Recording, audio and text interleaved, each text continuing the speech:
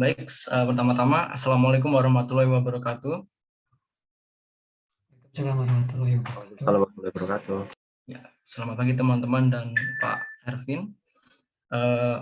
Perkenalkan kami dari kelompok 3. Pada hari ini kami akan mempresentasikan audit payroll dan accrued liabilities.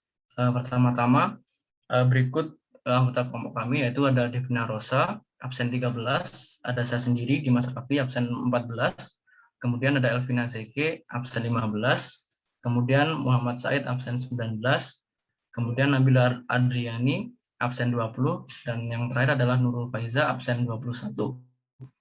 Baik, untuk substantif tes akan dijelaskan oleh siapa? Aku. Oh ya, Nurul Faiza. Silakan. Baik, saya akan menjelaskan mengenai substantif test. Yang pertama adalah tujuan audit payroll and accrued liabilities. Jadi ada 3 tujuan utama. Yang pertama yaitu memastikan bahwa seluruh kewajiban yang diakui bersifat material dan telah dicatat. Yang kedua, memastikan bahwa kewajiban yang diakui telah diklasifikasikan dengan benar. Dan yang terakhir, memastikan bahwa seluruh kontingensi yang penting sudah tercantum pada akun ataupun pada footnote. Next. Lalu untuk mencapai tujuan audit tersebut, prosedur audit yang dilakukan yaitu dibagi menjadi 5 asersi. Asersi yang pertama yaitu existence and occurrence. Prosedur audit yang dilakukan yaitu menyiapkan atau memperoleh daftar saldo awal accrued liabilities pada tahun bersangkutan. Yang kedua, melakukan prosedur analitis terkait saldo accrued liabilities tahun sebelumnya. Jadi, auditor bisa mengetahui adanya perubahan yang tidak wajar pada akun accrued liabilities. Lalu, yang ketiga, memeriksa cash voucher dan dokumen pendukung dari pembayaran gaji beserta potongannya. Jadi, auditor melakukan vouching, jadi apakah jumlah pengeluaran kas itu sama dengan bukti pembayarannya. Lalu yang terakhir yaitu menganalisis kewajiban akrual untuk beberapa akun dengan cara mereview pembayaran. Oke, selanjutnya asersi kedua yaitu completeness, yaitu prosedur audit yang dilakukan yaitu mereview pengendalian internal yang diterapkan dalam berbagai macam kewajiban akrual. Jadi untuk penggajian itu, pengendalian internal yang dilakukan yaitu mengecek apakah gajinya itu sudah dipranomeri dan juga rekening bank itu sudah direkonsiliasi secara mandiri oleh perusahaan. Lalu yang kedua yaitu melakukan tracing dari dokumen pendukung ke jurnal accrued liabilities. Jadi untuk menghindari adanya fraud pembayaran gaji kepada karyawan yang fiktif. Lalu yang ketiga ada right and obligation, yaitu mengecek ketentuan pembayaran gaji untuk salaried employees dan juga hourly. Jadi jadi pasti sebelum masuk kerja ada kontrak antara perusahaan dan juga pekerja mengenai berapa tarif gajinya dan juga berapa lama jam kerjanya. Lalu yang kedua yaitu mengecek jumlah gaji kotor yang dibayarkan per bulannya. Jadi memastikan jumlah gajinya itu sudah sesuai atau belum. Seperti sebelumnya itu untuk menghindari fraud yang dilakukan dengan vouching sebelumnya. Jadi bisa dicek dengan time card, jadi mengetahui adanya nama pegawainya itu sudah ada di database perusahaan dan juga berapa jumlah jam kerjanya. Ya, dan yang terakhir yaitu mengecek tax rate yang digunakan. Jadi ada 3 tax rate yaitu withhold tax, lalu ada VICA dan juga Medicare. Jadi berapa biasanya ada gaji minimum yang dipajaki. Kalau di Indonesia biasa disebut dengan PTKP. Lalu ada bisa juga untuk mengetahui pajaknya itu ditanggung perusahaan ataupun dibebankan kepada karyawan. Selanjutnya ada valuation and allocation. Jadi untuk menguji akurasi perhitungan matematis pada schedule terperinci. Jadi bisa melalui voting ataupun cross voting. Lalu selanjutnya melakukan rekalkulasi terhadap saldo akhir accrued liabilities. Lalu asersi yang terakhir yaitu presentation and disclosure. Prosedur audit yang dilakukan yaitu memastikan kewajaran penyajian accrued liabilities dalam laporan keuangan dan juga melakukan pengungkapan yang cukup ke dalam catatan atas laporan keuangan. Selanjutnya akan dilanjutkan oleh teman saya. Terima kasih. Sebentar, Pak.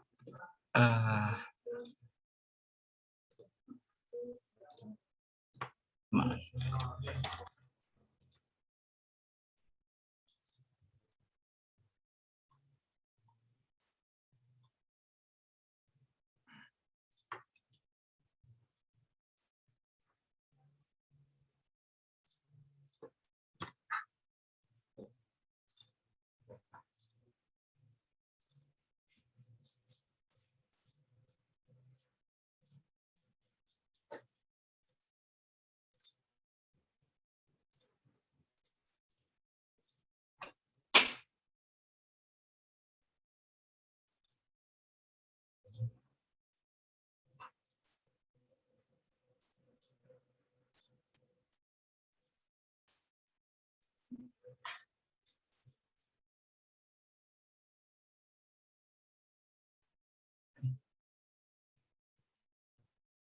Oke, bisa lanjut.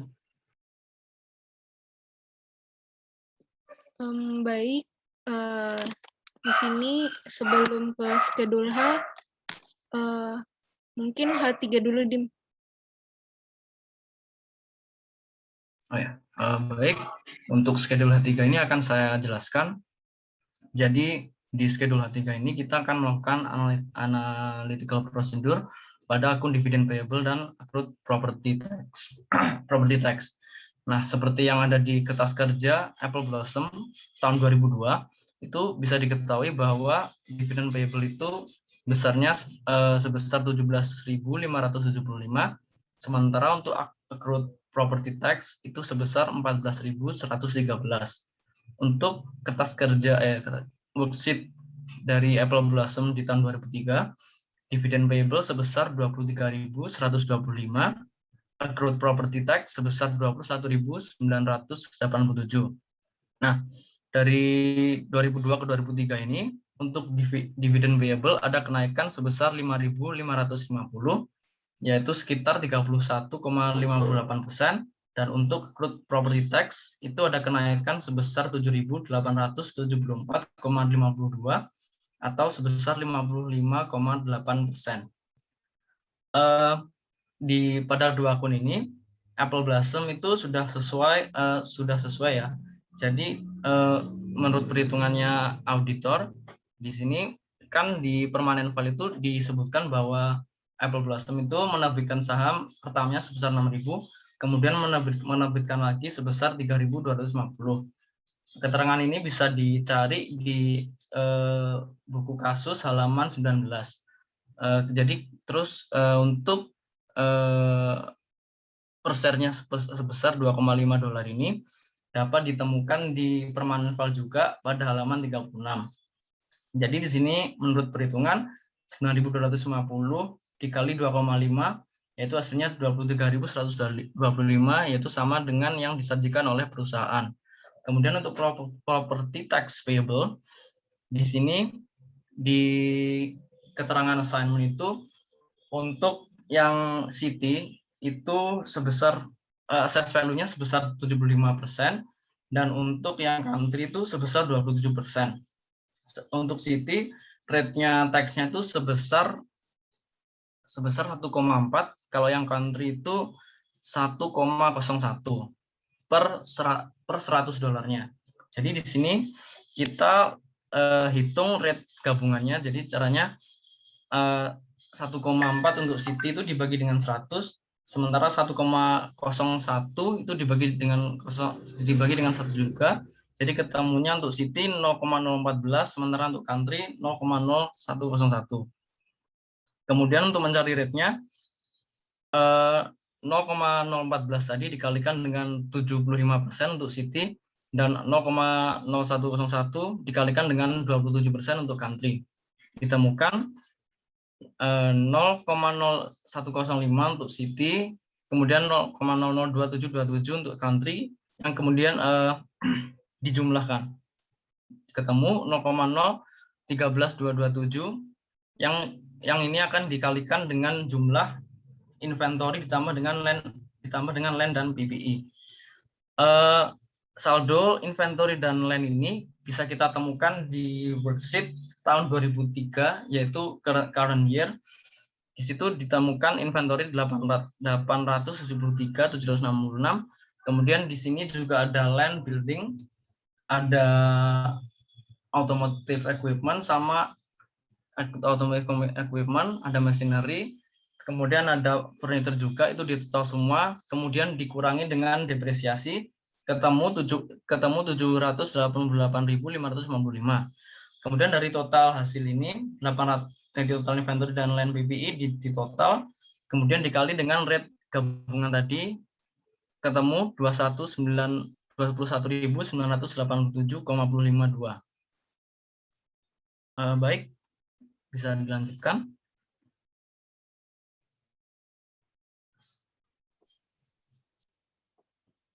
Ke schedule H2, Dim.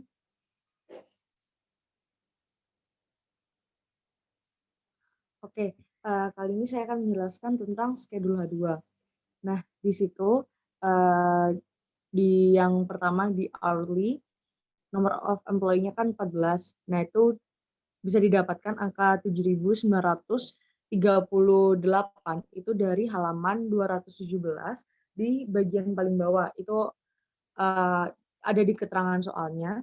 Sedangkan kalau yang stop period itu 4.763 itu didapatkan dari keterangan soalnya itu bahwa stop period itu hanya dari tanggal 29 sampai tanggal 31 Desember, di mana itu 3 hari. Jadi cara ngitungnya itu 3/5 dikalikan 7.938. Kan kalau 7.938 itu full 1 minggu ya, full 5 hari. Nah, terus kalau yang salaried, administration, plan operation, sales, controller, sama treasurer itu udah tersedia di soalnya di halaman 217. Jadi yang salaried tinggal dijumlahin aja, lalu yang administration tinggal dijumlahin aja, yang plan operation tinggal dijumlahin juga semuanya. Jadi ketemu angkanya kalau administration itu 15.950, kalau plan operation itu 31.066, kalau sales itu 41.583, kalau yang controller itu 12.375, kalau yang treasurer itu 9.517. Nah, jadinya totalnya ada 123.192. Nah, withhold tax-nya ini itu ada keterangannya di soal itu 15%. Itu dihitungnya 15% dikalikan gross-nya.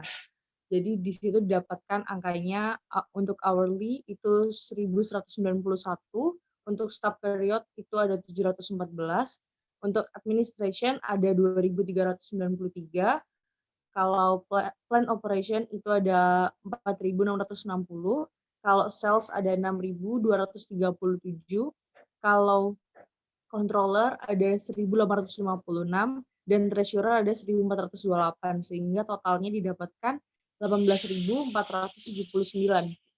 Sedangkan kalau untuk Vika ini berdasarkan soal tarifnya 6,2%. Nah, 6,2% itu juga dikalikan dengan gross-nya. Jadi untuk hourly didapatkan 492, stop period didapatkan 295, si administration dapatnya 989, plan operation dapatnya 1.926, kalau sales 2.578, kalau controller 767, dan treasurer itu ada 590, sehingga totalnya untuk Vika didapatkan 7.638. Sedangkan kalau untuk di Medicare, di soalnya itu tertera tulisannya itu tarifnya 1,45%.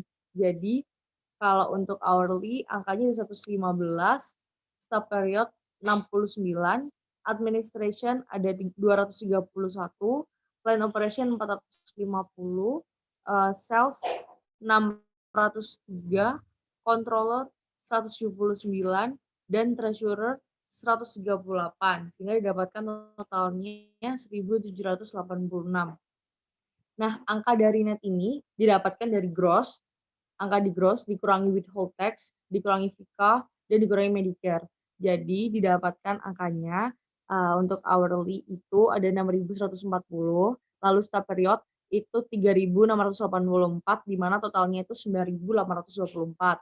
Lalu untuk yang administration itu 12.337, lalu plan operation itu 24.030, the sales itu 32.164, kalau controller itu 9.572, dan treasurer itu 7.361, di mana totalnya ada 85.465, sehingga total dari yang hourly, staff period, sama salary itu ada 95.289. Nah, selanjutnya kita beralih yang ditanggung oleh perusahaan. Nah, ini ada FICA, angkanya sama karena dia juga sama 6,2%-nya, jadi sama kayak yang tadi dibayar sendiri, udah sesuai. Lalu yang Medicare juga sama 1,45%. Nah, untuk yang SUTA sama FUTA, ini kenapa 0? Soalnya di soal itu ditulis kalau misalnya yang ditanggung perusahaan itu kalau apa ya, yang 7.000 pertama gitu loh, dan itu sudah dihitung di H1, jadi nggak double penghitungan gitu. Nah, jadinya lalu yang di total ini adalah total yang ditanggung oleh perusahaan. Jadi total dari FICA yang ditanggung perusahaan, Medicare yang ditanggung perusahaan, sama SUTA dan FUTA.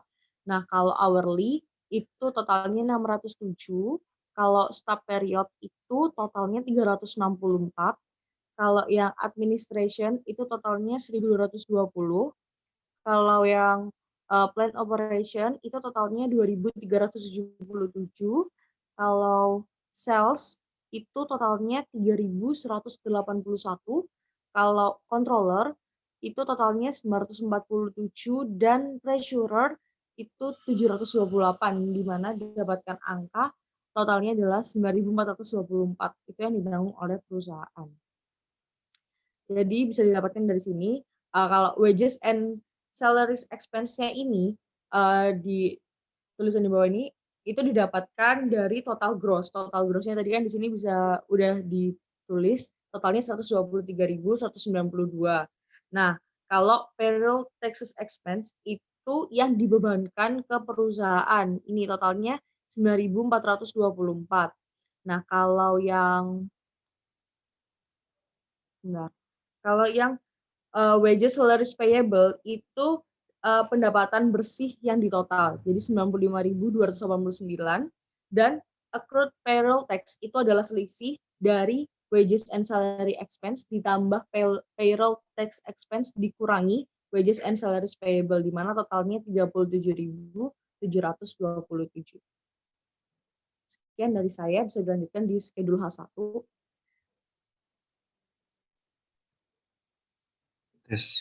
Ya, baik. Di schedule H1 ini kita berfokus pada accrued payroll tax. Kalau teman-teman lihat sini ada tabel sebelah kiri ya, yang bagian atas ada 5 jenis pajak yang dikenakan pada Apple Blossom Clown Company. Ada FICA tax, Medicare, State Unemployment, Federal Unemployment, dan Withholding tax. Dengan balance per kliennya 86.253. Angka-angka ini sudah disediakan di buku pada halaman 231, jadi bisa langsung kita salin saja. Tapi angka ini belum dilakukan penyesuaian. Berdasarkan halaman 217, diketahui bahwa Apple Blossom belum memperhitungkan accrual for payrolls and payroll taxes atas salaried employees di bulan Desember dan hourly employees pada ending dan stub period. Maka dari itu, sesuai dengan perhitungan yang sudah dijelaskan ZK tadi, audit adjustment-nya adalah 37.327. Dan kita memperoleh balance per auditnya 123.580. Selanjutnya di payroll taxes-nya, yang pertama harus kita ketahui adalah total wages pada tahun 2003. Di halaman 216 sudah kita ketahui gross wages and salaries for 2003-nya adalah 1.618.643. Selanjutnya kita cari tahu terkait apakah ada pengurang dari wages ini untuk memperoleh wages to be tax-nya. Diketahui juga, ini ada kalimat the total excess which is not subject to FICA taxes amounted to $129.500. Artinya $129.500 ini merupakan wages yang seharusnya tidak dikenakan FICA tax, makanya menjadi pengurang di FICA tax ini. Di FICA kita memperoleh wages to be taxes 1.489.143. Lalu tax rate-nya 6,2%. Nah, untuk FICA ini menurut kebijakannya kita harus dibebankan 2 kali, yaitu kepada employer dan kepada employee. Di sini diketahui bahwa tax rate untuk keduanya adalah sama, jadi untuk employer langsung saja 6,2% dikali 1,4 juta sama dengan 92.377. Begitu juga dengan employee.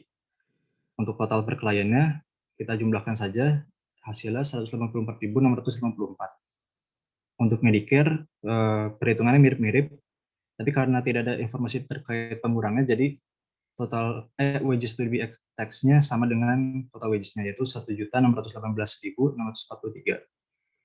Tax rate-nya 1,45%, jadi employer expense-nya 23.470, begitu juga dengan employee. Total per kliennya kita jumlahkan jadi 46.940. Selanjutnya ada state unemployment dan federal unemployment. Untuk ini, kalau di buku kita yang diketahui duluan adalah wages to be tax-nya. Ada di halaman 217, di situ tertulis bahwa tax rate-nya dikenakan pada $7.000 of wages. Jadi untuk wages to be tax-nya langsung saja kita kalikan $7.000 ini dengan jumlah pegawai, yaitu 38 pegawai.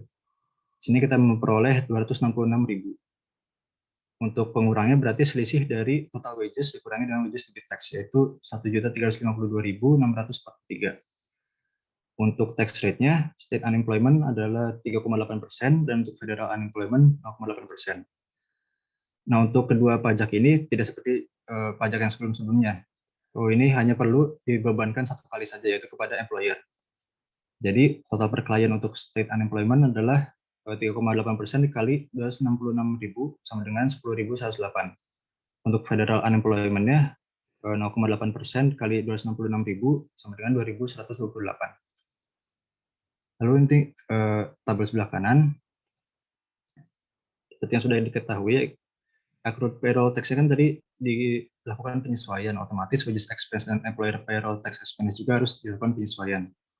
Expense per kliennya sudah kita ketahui tadi, gross wages and salaries pada tahun 2003 yaitu 1.618.643. Untuk audit adjustment-nya adalah 123.192. Perhitungannya tadi di schedule H2. Hasilnya 1.741.835. Untuk employer payroll tax expense yang kita perhitungkan hanya payroll tax yang dibebankan kepada employer. Jadi untuk FICA hanya 92.327, untuk Medicare hanya 23.470. Ini kita jumlahkan hasilnya 128.033 dan audit adjustment-nya 9.424, sehingga balance per audit-nya 137.457. Sekian dari saya, akan dilanjutkan oleh Devina. Terima kasih.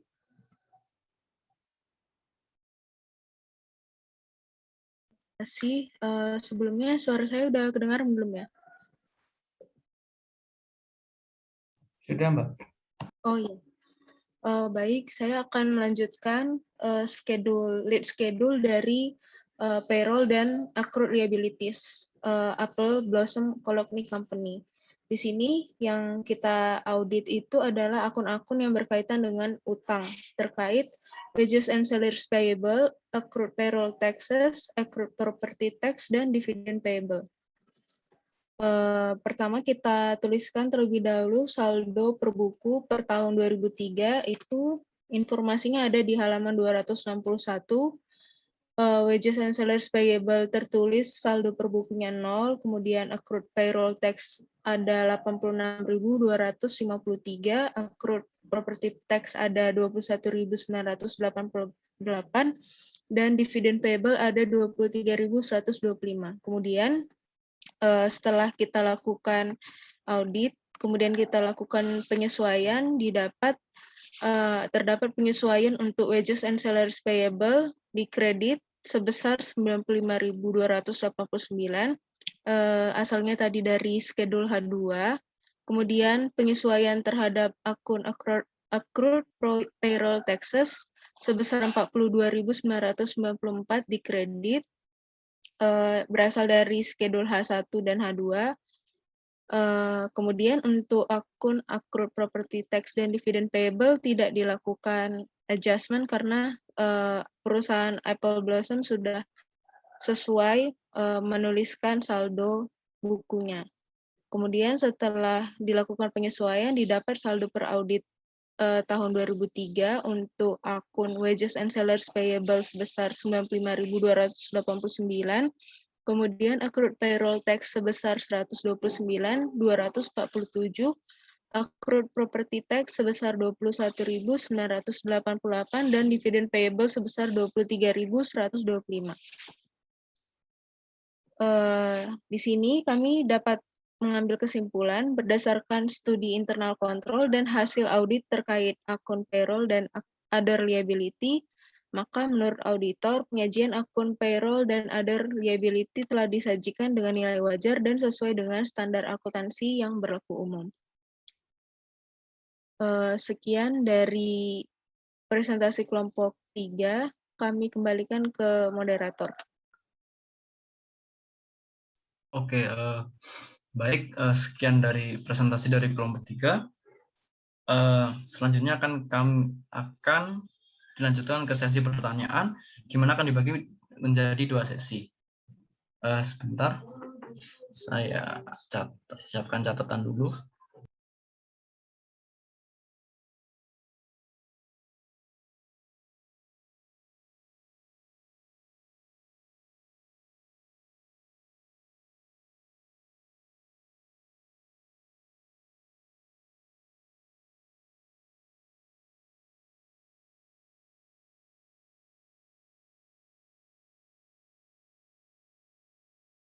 Oke, bisa dimulai sesi pertanyaannya.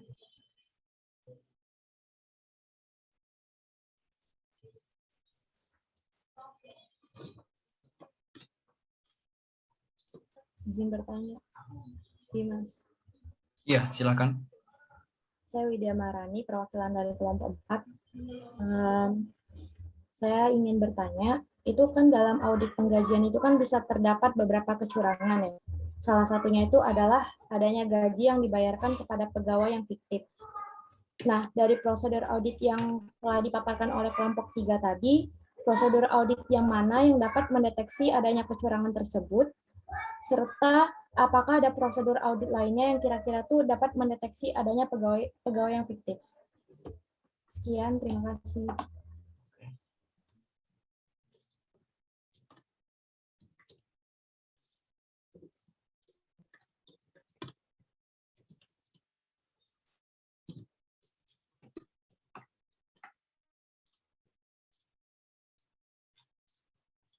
Baik, ada pertanyaan yang lain?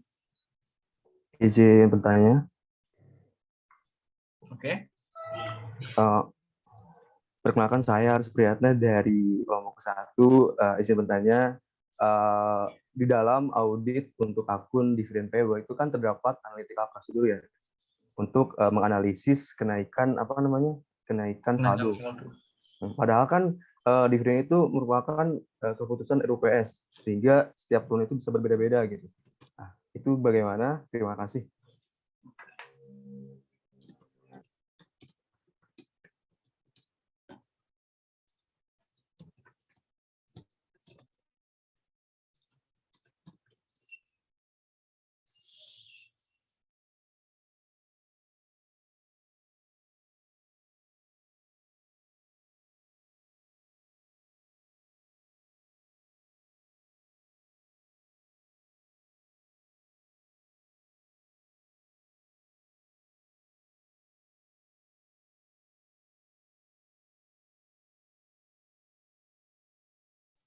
Oke, ada pertanyaan satu lagi. Izin bertanya. Saya Alenisa dari kelompok 2. Izin bertanya. Jadi sebelumnya itu aku pernah dengar kalau ada perusahaan di mana pegawainya itu mendapatkan persentase kepemilikan saham perusahaan tersebut sebagai tambahan dari gaji. Nah, jika seperti itu, bagaimana prosedur audit tambahan yang perlu dilakukan oleh auditor? Terima kasih. Oke, untuk pertanyaannya kami tampung 3 dulu.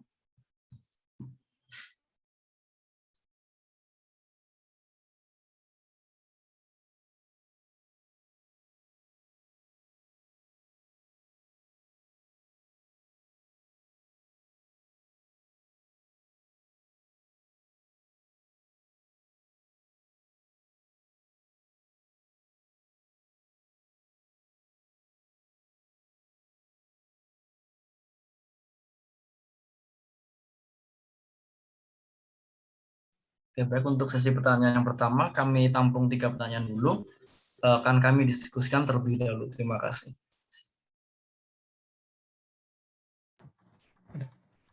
Baik, terima kasih Mas Dimas. Saya sedikit tambahin ya. Maksudnya ini untuk berkomentar saja. Mohon maaf sebelumnya mungkin disclaimer karena sebelah lagi renovasi mungkin ya. Jadi ya basic sedikit. Terkait dengan presentasi dari kelompok 3, saya beri applause ya. Terima kasih banyak ya. Teman-teman istilahnya dari sisi kerincian ya, benar-benar rinci sehingga tahu bagaimana cara menghitung bagaimana si pembagian dan proporsi baik dari penggajiannya, teksnya juga dan juga yang akrualnya. Ini sambil ya teman-teman, nanti ini aja. Intinya gini, kalau kita lihat ya, pembagian gaji ini kan jelas ya, masing-masing perusahaan pasti berbeda-beda, baik itu terkait dengan salary yang net, maksudnya grossnya, baik itu administrasi, maksudnya dari sisi penggajian pegawai administrasi kan itu kan biasanya bulanan ya. Ada juga pegawai yang memang dia produksi berdasarkan hour kan, berarti dia hour produksinya berapa, dan itu juga beda-beda juga. Kemudian ada juga kebijakan-kebijakannya, misalkan kalau ada potongan gaji, potongan absen itu kan, kalau dia nggak absennya nggak sesuai waktu, kayak di kami lah di PNS juga sama ya, ada potongan kalau misalkan ada terlambat, atau itu kan juga termasuk perhitungan itu. Intinya memang kalau lihat sih pada umumnya perhitungan itu pasti berdasarkan data-datanya ya. Contoh untuk absensi kita lihat dari clock in clock out-nya ya, di time card-nya. Kemudian dari sisi produksi juga misalkan dia berdasarkan output-nya gitu, misalkan udah yang dicek tuh output-nya berapa, jadi menjadi atau terutama yang di sales itu kan produk terjual, itu kan jelas tuh berapa produk terjual kali presentasi salesnya, itu juga mempengaruhi pendapatan. Nah itu sangat kompleks memang. Dan ini kalau saya lihat pajak-pajak yang dibayarkan di si Apple Blossom ini cukup rumit ya, maksudnya kompleks juga gitu. Ya kita bayangkan di tempat kita saja, kita kan pajaknya progresif, ada juga PPN kan, ada juga PPH. Nah, terkait dengan impor, misalkan ekspor ya juga sama ya. Nah itu juga termasuk nanti dimasukin tuh pajak-pajaknya, itu juga sama. Ini kayak di sana juga ya. Kalau di Pemda itu ada pajak retribusi daerahnya, itu juga. Itu termasuk juga ya kalau dia di bidang-bidang usaha. Termasuk kompleks ini, benar kalau saya lihat ya.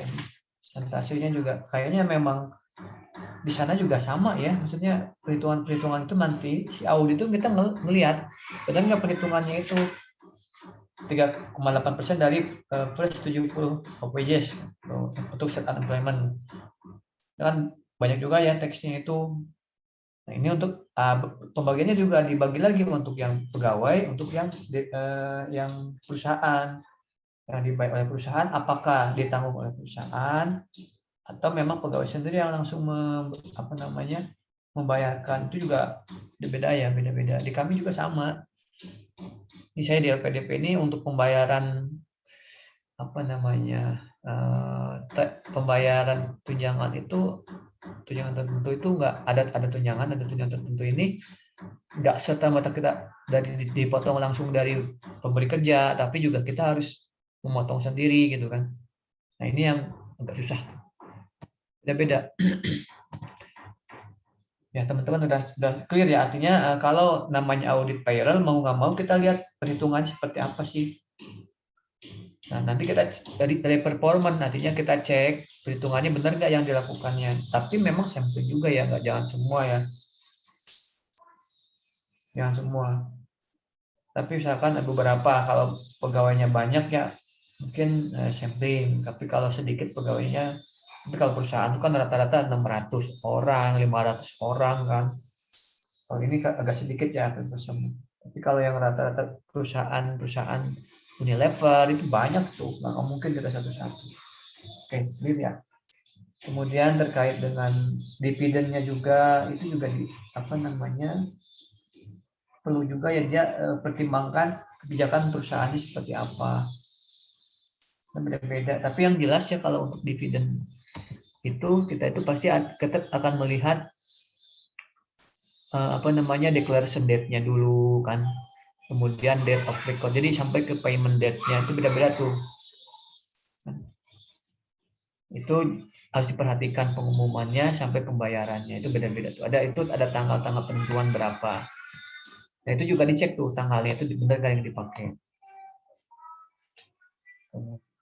Kemudian, ya termasuk yang BPJS juga ya, kita juga ada BPJS ya, dan persentasenya juga beda-beda ya. Tergantung kebijakan di BPJS. Ini masih BPJS, belum ada yang kayak asuransi lainnya, asuransi keselamatan tenaga kerja, kemudian asuransi misalkan tunjangan hari tua gitu kan, itu banyak juga ya. Teman-teman kalau udah kerja tahu lah, oh lihat slip gaji itu ada banyak potongan semua, dan itu banyak. Nah, termasuk misalkan berbedanya itu pajak penghasilan per orang itu beda-beda juga. Meskipun gajinya sama, tapi kan ada tunjangan anak, tunjangan istri, itu juga beda-beda tuh mengaruhi juga. Nah, mungkin kalau tambahan seperti itu ya kalau dari saya. Jadi memang fokusnya bagaimana perhitungan payroll itu benar-benar untuk melihat juga bagaimana apakah jumlah pegawainya sudah benar gitu kan, itu juga ngaruh ya. Kita lakukan konfirmasi ke pegawainya, kemudian cek database pegawai, itu banyak hal. Mungkin silahkan kelompok 3 apa sudah siap dengan menjawab pertanyaannya?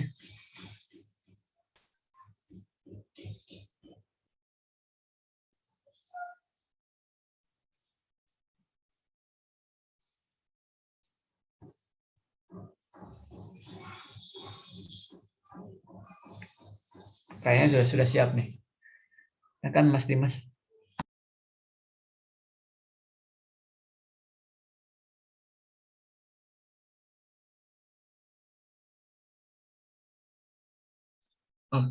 Baik. Pertama saya akan menjawab pertanyaan dari Aris dari kelompok 1. Jadi kenapa dilakukan prosedur analitis untuk kenaikan saldo dividen payable? Jadi itu menurut saya itu di sini cuma kesesuaian antara pengumuman dengan eksekusi. Jadi antara ketentuan yang sudah ditentukan di RUPS dan dengan total jumlah saham dengan jumlah dividen payable yang disajikan di begitu benar-benar sudah sesuai enggak. Jadi menurut saya cuma seperti itu aja. Baik, apakah sudah puas, Aris? Sudah jelas, terima kasih Dimas dan juga kelompok 3. Oh ya, sama-sama. Izin menambahkan. Ya silakan. Untuk pertanyaan dari kelompok 1, kenapa dilakukan analytical procedure untuk kenaikan saldo dividen payable? Itu Jawabannya karena dividen payable itu tujuan audit utamanya itu untuk menguji completeness dan juga akurasi. Jadi salah satu prosedur yang dilakukan untuk menguji tujuan audit completeness dan akurasi itu adalah melalui analytical procedure. Jadi dari schedule H3 tadi untuk menguji apakah saldo kenaikan dividen payable ini wajar kenaikannya atau enggak, itu salah satunya dari analytical procedure ini. Jadi untuk menguji apakah wajar nggak sih utang dividen kita itu naik, gitu. Salah satunya dari analytical procedure. Kemudian untuk prosedur lain yang dapat dilakukan untuk menguji kenaikan saldo dividen payable ini misalnya melalui recalculation atau penghitungan kembali atau reperformance atau melakukan uji coba apakah terjadi kenaikan saldo akun utang dividen secara wajar. Apakah sudah bisa diterima, Aris? Baik, terima kasih banyak kelompok 3. Sedikit komentar lagi ya. Jadi saya sih lihatnya ke pertanyaan jawaban komentar. Ini udah clear banget nih Mas kelompok 3, Mas Dimas dan Mbak Devina, Kak Devina. Nah di sini betul ya. Oke lah, dari Mas Aris juga benar juga ditanyakan kenapa harus dilakukan prosedur di situ ya. Kan nggak dari LPS aja cukup. Dan memang kalau namanya uji audit itu pengujian praktek auditing itu memang untuk semua saldo kan ada apa terkait pengujian yang transaksinya, ada juga pengujian yang saldonya. Nah, yang saldonya juga perlu dilakukan. Biasanya ya kewajaran terkait dividen itu kadang-kadang nggak terkontrol. Kenapa? Ya karena tadi Mas, ini kan ini mah cuman istilahnya cuma tahunan gitu kan. Nah, itu biasanya nggak dilakukan. Jadi biar nantinya akurasi untuk saldo dividennya kelihatan naik enggaknya untuk tahun ini gimana gitu. Karena biasanya sih memang kadang maksudnya nggak signifikan gitu kan dari sisi nilai bisa jadi. Tapi ada juga yang bisa juga misalkan memang sengaja dia di hold aja nggak dibagiin gitu kan dividennya. Karena untuk lain karena kebijakan tertentu lah biar ngepool dulu lah nanti kalau udah kira-kira siap dibagian tinggal dibagikan seperti itu Mas. Kang Aris ya. Baik Pak, terima lanjut kasih mungkin Pak. Ya lanjut lagi silakan.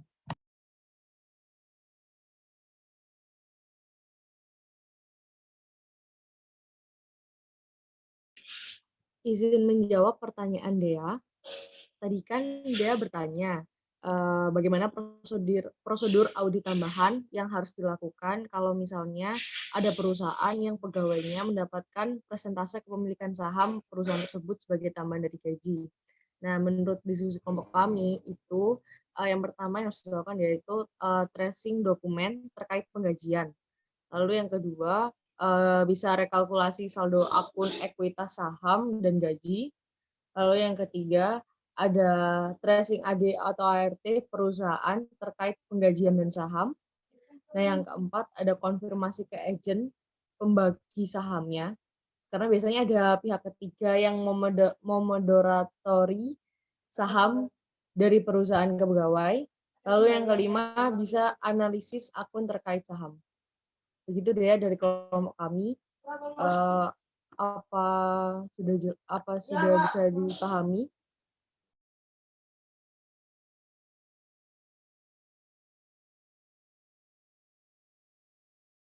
Silakan Mbak Dea. Iya, sudah Zeke. Terima kasih untuk penjelasannya. Ya, terima kasih Pak bisa. Saya Sama-sama komentar Dea. ya. Ada lagi tambahan dari kelompok 3 sebelum saya komentar? Cukup ya? Udah jelas sih JG ini. Jadi benar ya kalau beberapa perusahaan dia penggajiannya tidak hanya bentuk tunai tapi juga saham yang ada untuk perusahaan tersebut. Ya pembagian saham lah seperti itu. Nanti biasanya tiap bulan atau tiap semesteran, dia istilahnya bonusnya bentuknya saham kayak gitu. Nah ini pertama lihat dulu kontraknya dulu nih, kontrak penggajian. Ya benar ya tadi ya, kait dengan apakah dari ada ART-nya apa, dari sisi dasar hukumnya ada enggak gitu kan, berapa persentasenya. Nah ini bisa di tracing tadi benar ke akun dari penggajiannya berapa nanti masuk ke saham. Apa sih yang masuk dari sisi penggajian dan penambahan saham dari sisi penggajian. Nah, prosedur auditnya tadi bisa tracing juga bisa. Karena kan jumlahnya juga sebenarnya udah fix biasanya tuh untuk semua pegawai. Jadi clear, mudah lah pengauditannya. Terus ya dari saya tambahannya. Kasih. Lanjut lagi Mas Dimas ya, silakan. Baik, saya akan menjawab pertanyaan dari kelompok 4. Yaitu ada kecurangan berupa penggajian fiktif. Prosedur audit untuk mendeteksi kecurangan tersebut apa aja? Jadi dari presentasi sebelumnya saya sudah menyebutkan bahwa untuk mendeteksi adanya gaji yang fiktif itu melalui vouching. Jadi apakah jumlah pengeluaran kas itu sama dengan dokumen pendukungnya. Selain itu juga bisa melalui tracing ke jurnal penggajian, ke Departemen Sumber Daya Manusia atau Human Resource untuk mengetahui apakah data pegawai itu benar-benar ada di database dan juga jumlah jam kerjanya itu benar. Selain itu bisa dilakukan dengan melihat time ticket atau job time ticket dan juga time ticket. Lalu selain itu bisa juga melalui cek. Jadi cek itu apakah sudah dicairkan seluruhnya oleh pekerja. Jadi kalau misalnya ada cek tapi ada beberapa yang nggak dicairkan, itu bisa menjadi red flag bagi auditor untuk jadi apakah cek itu benar-benar dibayarkan kepada pegawai atau tidak. Terima kasih. Apakah sudah menjawab Widya? Ya, Nurul, terima kasih ya. Ya. Baik, makasih. Ada lagi tanggapan dari kelompok 3? Tambahan, silakan. Izin menambahkan sedikit. Silakan Mbak Devi, Kak Devina, silakan. Untuk menguji kecurangan berupa penggajian fiktif, itu biasa tujuan audit utama terkait penggajian itu adalah occurrence atau keterjadian. Jadi salah satunya yang sudah disebutkan sama Nurul tadi itu melalui vouching, yaitu memeriksa apakah utang gaji sudah sesuai dengan dokumen pendukung seperti bukti pembayaran yang ada. Kemudian tracing ke time card itu dengan cara meminta semua bukti pembayaran beban dan periksa apakah dokumen transaksi beban sudah sesuai dengan saldo yang ada di buku besar. Kemudian bukti audit prosedur audit yang lain yang dapat dilakukan itu adalah inspeksi, yaitu memeriksa apakah bukti pembayaran tagihan beban gaji itu sudah diotorisasi atau belum oleh pejabat yang berwenang. Kemudian prosedur audit yang dapat dilakukan yang lain itu melalui inquiries, yaitu melakukan wawancara dengan pegawai dan manajemen apakah terdapat utang gaji lain yang belum dicatat. Betul. Ya, baik. Gimana Mbak Widya? Cukup ya? Pak, lengkap ya. Lengkap. Ya bagus lah, nanti mudah-mudahan pas ada di ujian juga, oh gitu. Penggajian curangan banyak hal.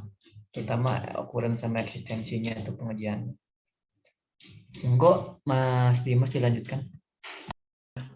Baik, sekarang kita lanjutkan ke sesi pertanyaan kedua. Silakan yang ingin bertanya. Izin bertanya kelompok 3. Saya Adnan dari kelompok 5. Nah, tadi kan dijelaskan di soal juga bahwa di halaman 216 di kalimat terakhir itu bahwa jumlah pegawai yang memenuhi maksimal gaji sebesar 7.000 selama tahun 2003 itu ada 41 orang. Nah, pertanyaannya itu mengapa kok kelompok 3 ini menggunakannya itu 38 orang pegawai untuk menghitung payroll, tax state, dan federal unemployment.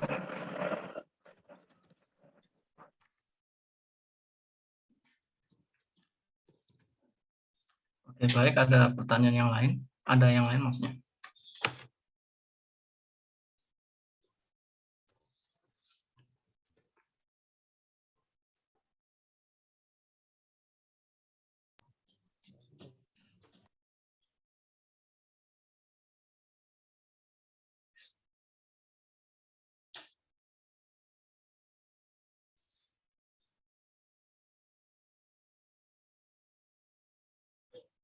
Kelompok lain ada yang bertanya? Tuh kelompok 3 tuh belum tuh.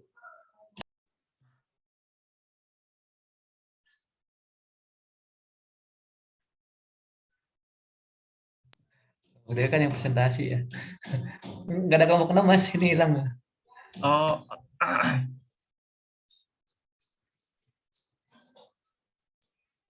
Udah semua kayaknya kelompoknya bertanya. baik, kalau tidak ada yang bertanya lagi, kami akan berdiskusi untuk sebentar ya. Baik, silakan ya sambil menunggu diskusinya daripada diam. Saya balik lagi terkait dengan apa namanya nanti ya saya mungkin bayangan-bayangan bagaimana nanti untuk ujiannya ya untuk ujian pengkajian ini. Rata-rata sih kayak saya lihat untuk pengkajian ini ya teman-teman akan melihat dulu kira-kira berapa sih jumlah pegawainya itu kan. Pegawainya bisa jadi memang ada pegawai fiktif. Nah, nanti diidentifikasi di aplikasi pegawai juga bisa teman-teman disuruh identifikasi untuk pegawainya nih berapa sih sebenarnya pegawai yang ada di perusahaan tersebut. Nah gitu ya pertama. Kemudian dari sisi kebijakan penggajiannya tadi ada yang mungkin ada apa namanya berdasarkan time tiketnya. Nanti per hour-nya berapa, kan ada tarif-tarifnya itu. Untuk manajer berapa, untuk staff berapa, kan gitu. Ada untuk operator, bisa jadi kan. Untuk yang administrasinya juga ada.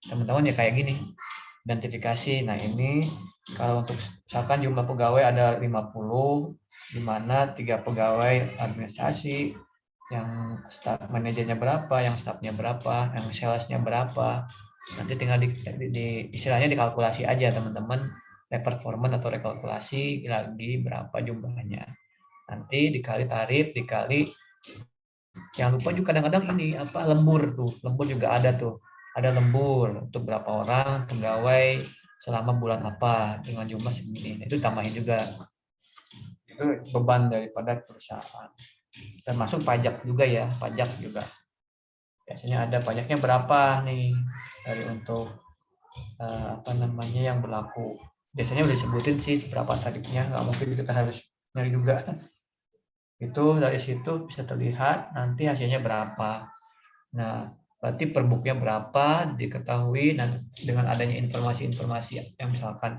ada duplikasi pegawai gitu kan di sales terus berarti kan harusnya berkurang 1 misalkan 38 ya 37 harusnya pegawainya kemudian ada perubahan tarif gitu kan ditemukan tarifnya salah error gitu kan kesalahan penghitungan juga masuk nah itu akan menambah atau mengurangi hal seperti itu aja sih rata-rata kayak waktu UTS aja ya teman-teman misalkan yang terkait dengan PPE atau terkait dengan lain ya kita lihat itu yang prakteknya maksudnya yang di prakteknya tapi nggak tahu juga kalau misalkan ujian nantinya seperti kayak pemahaman kayak kemarin kan ada beberapa pemahaman tuh ini dengan kondisi seperti ini kira-kira apa prosedurnya terus kesalahannya kira-kira apa gitu kan nah kayak gitu juga bisa jadi ada gitu ya diperhitungkan saja.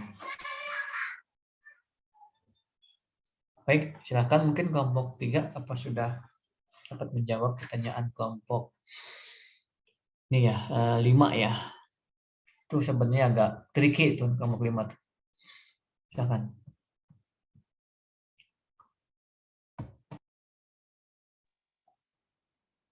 Ya, saya akan mencoba menjawab pertanyaan dari Adnan ya. Kenapa kami menetapkan jumlah pegawainya 38? Karena yang kami hitung itu jumlah pegawai yang bekerja sampai akhir tahun. Itu kalau misalkan kita baca di halaman 217, ada paragraf keberapa ini ya? Pokoknya di atas administration and sales and credit ini ada paragraf tulisannya seluruh 24 salaried employees yang terdaftar di Apple Blossom Company bekerja full year of 2023. Jadi kita sudah tahu nih jumlah salaried employees sudah ada 24. Nah, untuk sisanya kita juga mengetahui ada hourly employees sejumlah 14. Seperti yang tadi dijelaskan di schedule H2 juga ada tuh. Number of employees 14. Dan jika dijumlahkan itu kan 24 ditambah 14 totalnya 38 ya. Jadi itu asal di mana kami menetapkan jumlah pegawainya 38. Apakah sudah menjawab, Adnan? Ya, terima kasih ya. Berarti intinya yang 1 tahun penuh ya. Oke, baik. Terima kasih kelompok 3. Ya, sama-sama. Ya, terima kasih. Clear ya kelompok 3. Tapi memang seharusnya ada informasi jelas dong. Januari apa, Februari apa, berapa. Kan jadi itu akan menghitungkan jumlah secara keseluruhan. Tapi memang ini kan cuma kasus ya. Jadi dianggapnya pakai asumsi, kita pakai full time, itu termasuk asumsi juga ya. Dan juga nanti berlaku juga ya di soal-soal ujiannya. Kalau misalkan nggak jelas ya pakai asumsi. Kalau kemarin rata-rata ya udah jelas sih. Meskipun dari jawaban-jawaban teman-teman tuh nggak sama sebenarnya ya. Kalau saya lihat beberapa ada yang beda. Ini kok nggak sama ya, tapi di situ juga ada asumsinya. Oh, udah kita pakai yang itu. Asumsinya simple sih. Nah, dari sisi apakah mungkin misalkan kan itu nggak clear kan, misalkan penjualan itu mana aja akunnya yang terdampak gitu. Kalau teman-teman masukkan yang di luar itu, di luar yang udah ada jawabannya, ya nggak apa-apa, itu malah lebih bagus, lebih lengkap. Oke, kira-kira mungkin gimana kelompok 3 bisa dicukupkan? Apakah ada pertanyaan lagi? Mungkin kelompok 6.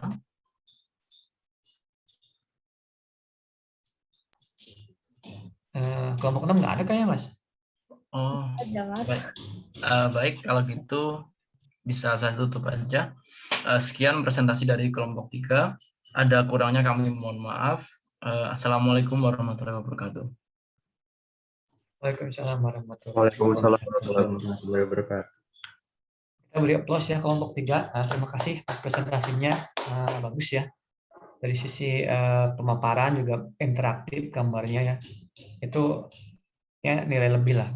Kemudian dari sisi paparan juga rinci teman-teman dan juga bisa menjawab pertanyaan dari teman-teman kelompok lain. Mudah-mudahan itu bisa menjawab nanti jika ada pertanyaan di ujian. Itu aja sih. Kalau sih ini kan prinsipnya kita mempersiapkan diri untuk bagaimana pemahaman dan juga bagaimana nanti pelaksanaan ujian.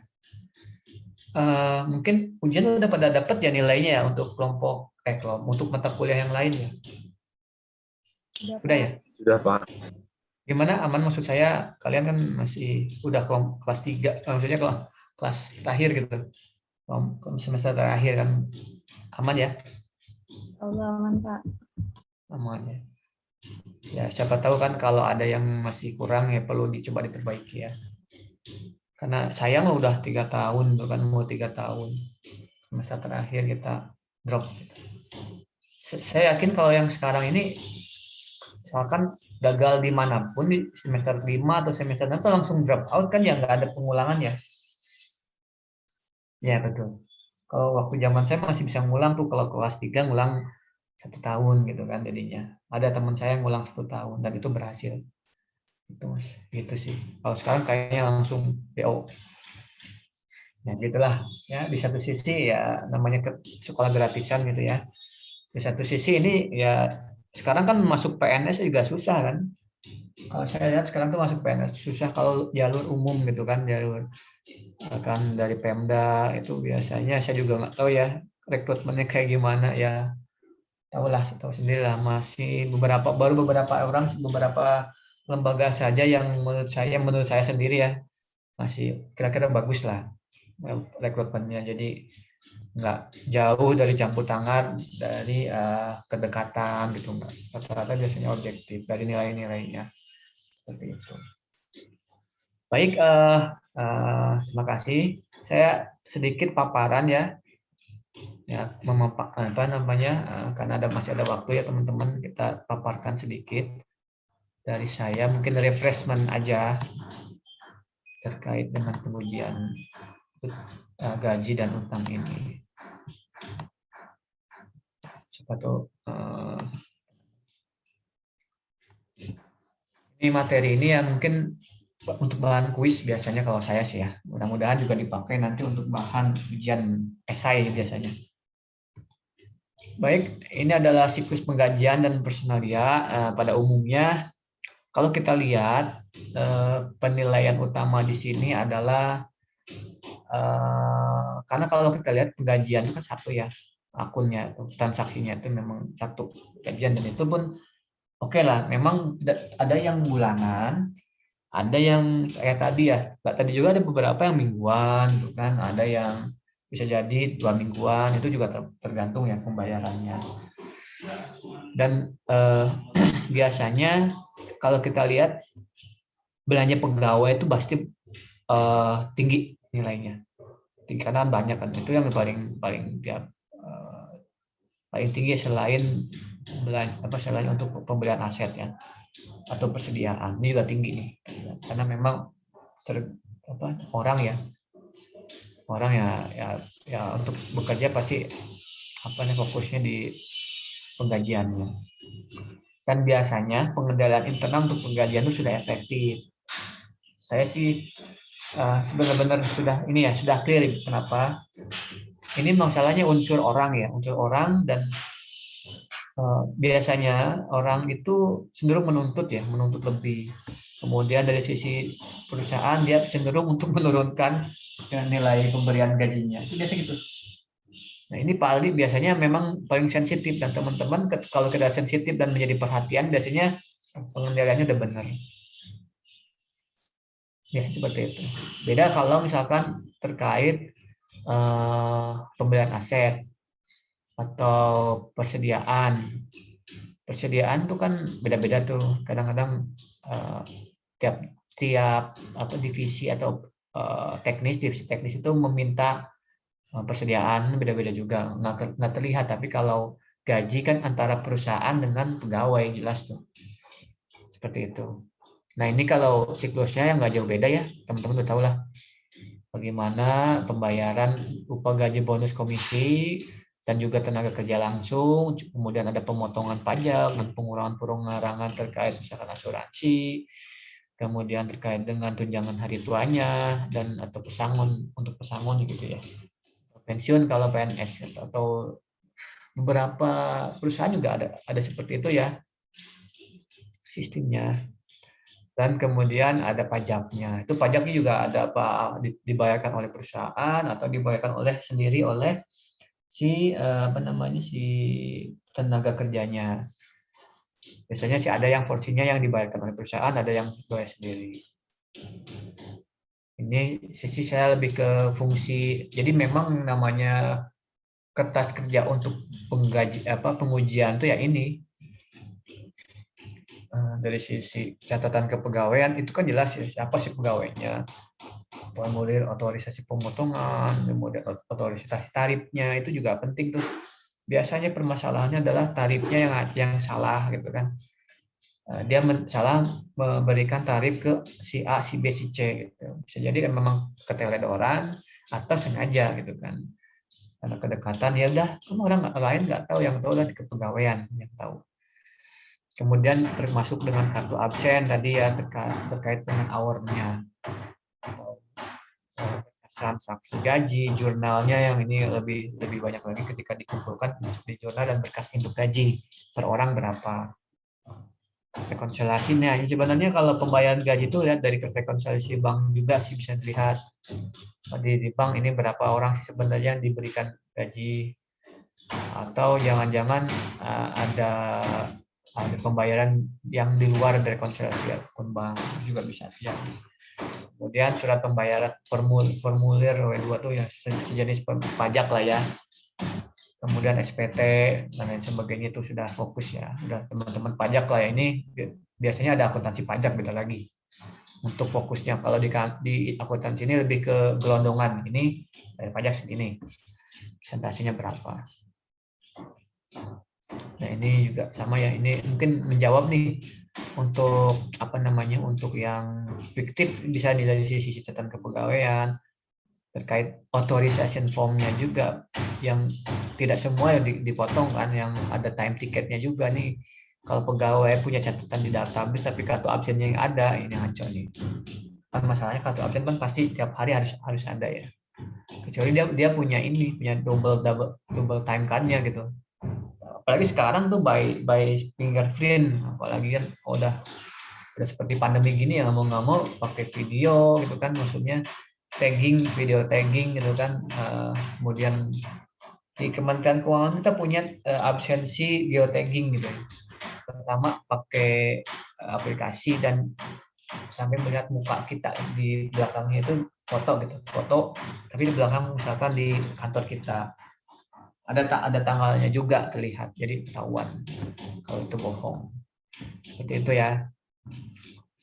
Kemudian pembayaran gaji jelas, ini masalah rekening, bank penggajian, otorisasi dan sebagainya. Ini kalau ini udah tadi udah dibahas. Nah, ini substansi untuk Pak, izin bertanya Pak. Ya silakan, Puri. Ya Pak. Jadi Pak, kalau misalnya kan pembayaran gaji itu memperhitungkan time card juga. Nah, jadi misalnya kalau karyawannya ini kan udah digaji, terus tiba-tiba ditemukan ada salah gaji. Kayak misalnya salah jumlah atau salah nama gitu pas diaudit. Nah, itu nanti perlakuan terhadap gaji yang udah dibayarkan itu gimana ya, Pak?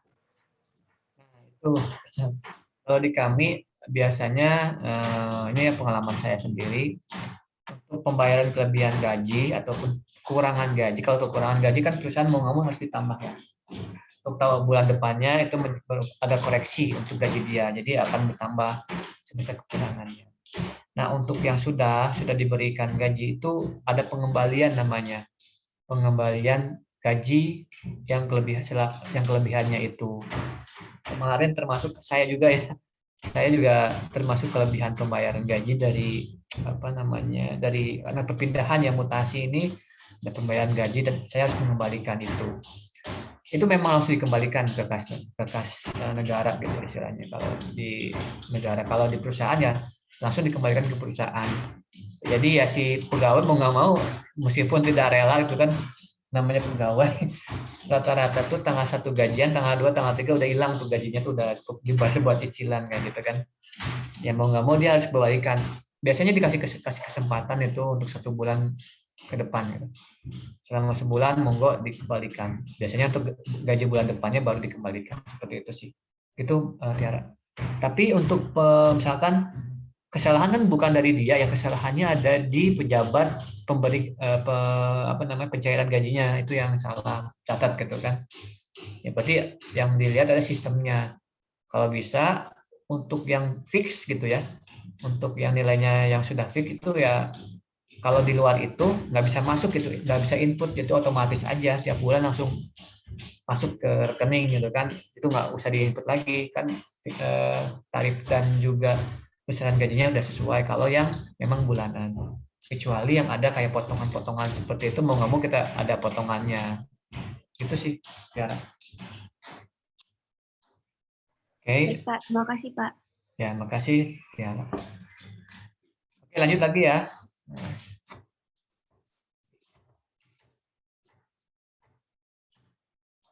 Ini udah ya. Ini paling penting sebenarnya. Ya teman-teman melihat ini aja sih kalau audit tuh, ada nggak pemisahan tugasnya di sini, karena melihat juga sisi dari efektivitas pengendalian internal, kemudian pencatatan dokumennya. Kalau pencatatan dokumen terus terang banyak banget temuan ini, biasanya hampir semua KAP menemukan masalah terkait dokumentasi. Ada aja yang ini belum ada, terselip, ini nggak ada tanda tangannya, ini nggak ada arsipnya, atau arsipnya nggak ada di sini, misalkan ada di yang mana, dokumentasinya agak tercecer, itu biasanya terjadi. Makanya untuk dokumentasi pasti temuan biasanya tuh, meskipun dari sisi formal memang penting ya, tapi dari sisi substansi sebenarnya kalau misalkan dokumennya sudah ada dalam aplikasi ya enak gitu kan, udah by aplikasi aja. Apalagi sekarang tuh rata-rata by aplikasi ya teman-teman. Untuk sistem akuntansi ini ya, misalkan contoh presensi pakai loginnya dari aplikasi, pakai fingerprint juga nggak bisa, di sini pengendalian udah bagus. Kemudian itu kan ada di by aplikasi, udah nggak ada lagi time card-nya itu langsung by aplikasi. Kalau dulu mungkin di perusahaan tuh ada kayak punya time card langsung dimasukin mesin absen kayak gitu kan dulu ya. Kalau sekarang udah pakai fingerprint, itu udah by system. Paling kalau by system itu udah pendokumentasiannya arsipan elektronik, itu mungkin yang agak belum biasanya. Kemudian fisik, pengendalian fisik biasanya masalah keamanan ya. Apalagi ini uang kan juga ada yang tunai, ada yang uang juga sebenarnya kalau sekarang by transfer semua, jadi auditor sebenarnya lebih mudah untuk mendeteksi sih. Nggak perlu lagi lihat dari sisi rekening gitu, langsung aja di rekening bank aja nih, ini udah masuk nih, rinciannya ini, tinggal di rekalkulasi aja. Oke. Lanjut, mungkin benar ya, dengan adanya pandemi ini semua perusahaan menerapkan full aplikasi rata-rata.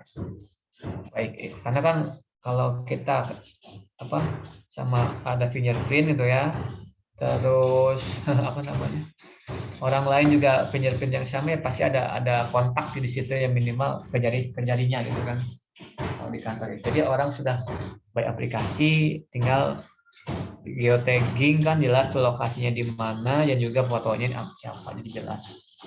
Istilahnya nggak akan tertukar lah.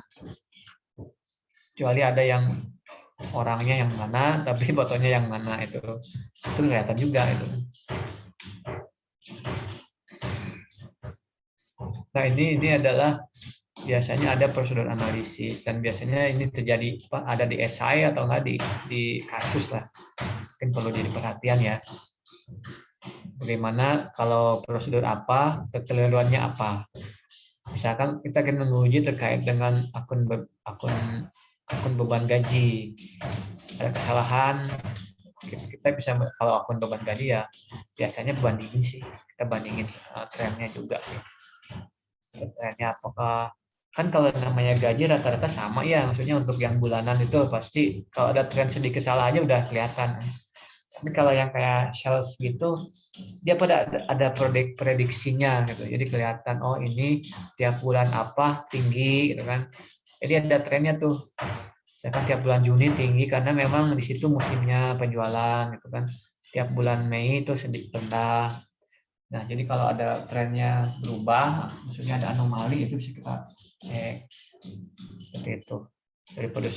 Dari prosedur analisis, kita akan melakukan pengerjaan rincinya, gitu kan.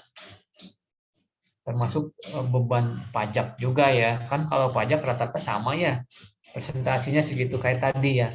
Rata-rata sama. Nah, mungkin yang berbeda itu ketika dijumlahkan. Kalau misalkan pajak untuk pegawai administrasi dengan jumlah yang sama ya harusnya sama gitu kan.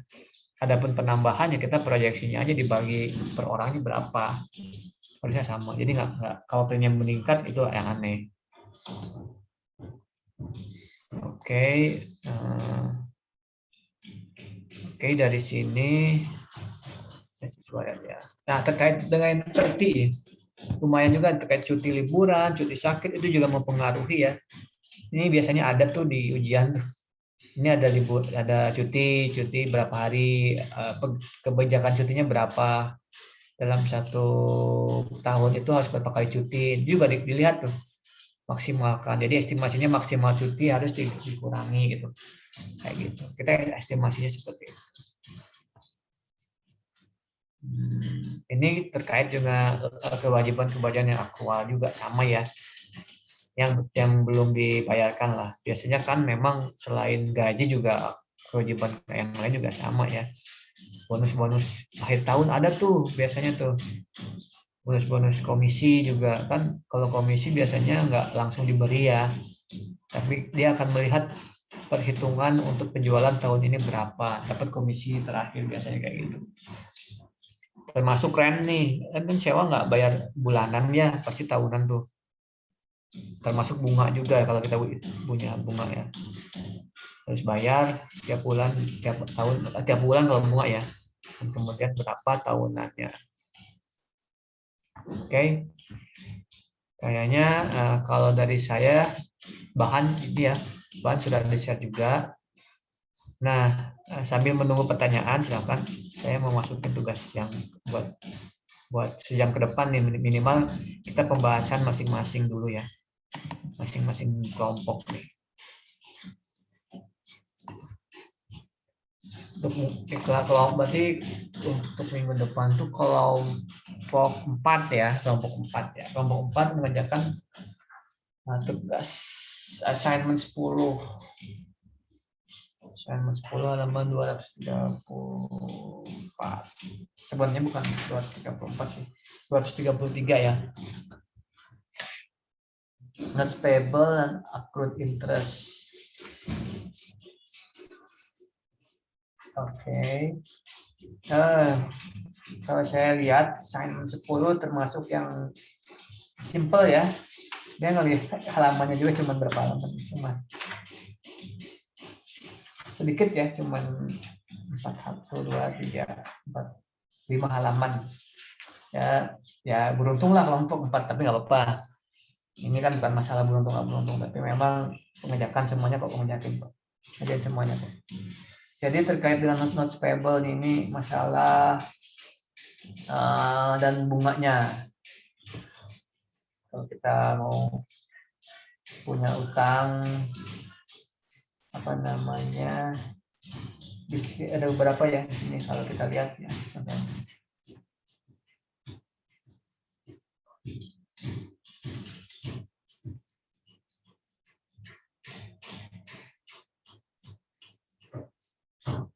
Oh, enggak sih, ada juga di ini ya, referensinya di working paper yang tahun sebelumnya. Biasanya ini terkait dengan ada konfirmasinya.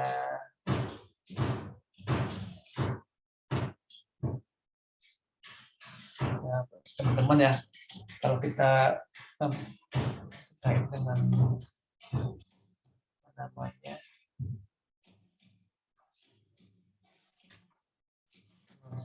notes ini berarti yang apa namanya yang perlu kita pelajari adalah, oh iya, ini pengujiannya adalah apakah terkait dengan kewajiban-kewajiban utang ini yang material telah dicatat atau tidak.